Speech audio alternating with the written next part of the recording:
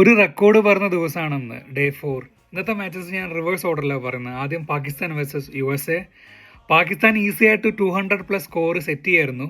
പക്ഷേ USA ഒരു മാരക ബൗളർ ഷാഡ്ലി വാൻ ഷ്വാറ്റ്സ്പിക്, ഇയാളുടെ പേര് പ്രൊനൗൺസ് ചെയ്യാൻ അറിയില്ല കറക്റ്റായിട്ട്, ഇന്ത്യനെ എറിഞ്ഞിട്ടതും പുള്ളിയാണ്. പുള്ളിയുടെ മാരക ബോളിംഗ് കൊണ്ട് ലാസ്റ്റ് പാകിസ്ഥാനെ റെസ്ട്രിക്ട് ചെയ്തു. അവരുടെ 9 വിക്കറ്റ് പോയി. എന്തൊക്കെ പറഞ്ഞാലും 190 നല്ലൊരു സ്കോർ ആയിരുന്നു. എസ്പെഷ്യലി കൊളംബോയിലെ സ്പിന്നിനെ തുണയ്ക്കുന്ന പിച്ചിൽ പാകിസ്ഥാൻ അത് ഡിഫെൻഡ് ചെയ്തു ഈസി ആയിട്ട്. ഇന്ത്യക്ക് ICC ചാമ്പ്യൻ ട്രോഫിയിൽ ഉണ്ടായ അഡ്വാൻറ്റേജ് പാകിസ്ഥാൻ ഇന്ന് ഇവിടെ ഉണ്ട്. അവർക്കധികം ട്രാവൽ ചെയ്യണ്ട. അവിടെ കണ്ടിന്യൂസ് മാച്ച് എല്ലാം കൊളംബോ തന്നെയാണ്, 2 ഡിഫറെൻറ്റ് സ്റ്റേഡിയത്തിലാണെന്ന് മാത്രം. രണ്ടാമത്തെ match New Zealand versus UAE 173 runs score ചെയ്ത് ഫസ്റ്റ് ബാറ്റ് ചെയ്തിട്ട് ഡീസൻ്റ് ആയൊരു സ്കോറായിരുന്നു. എന്ത് പറയാൻ, ന്യൂസിലാൻഡിൻ്റെ ബാറ്റിംഗ് അറ്റാക്ക് നമുക്കറിയാമല്ലോ, നമ്മൾ ഓൾറെഡി കഴിഞ്ഞ മാച്ചിൽ കണ്ടതാണ്.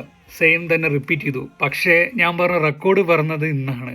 175 റൺസ് ഫസ്റ്റ് വിക്കറ്റ് പാർട്ണർഷിപ്പിൽ അവർ കളി ജയിച്ചു.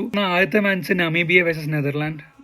നമീബിയ 156 അടിച്ചോളൂ. അത് നെതർലാൻഡ്സ് ഈസി ആയിട്ട് ചേസ് ചെയ്തു. It was a low scoring game again.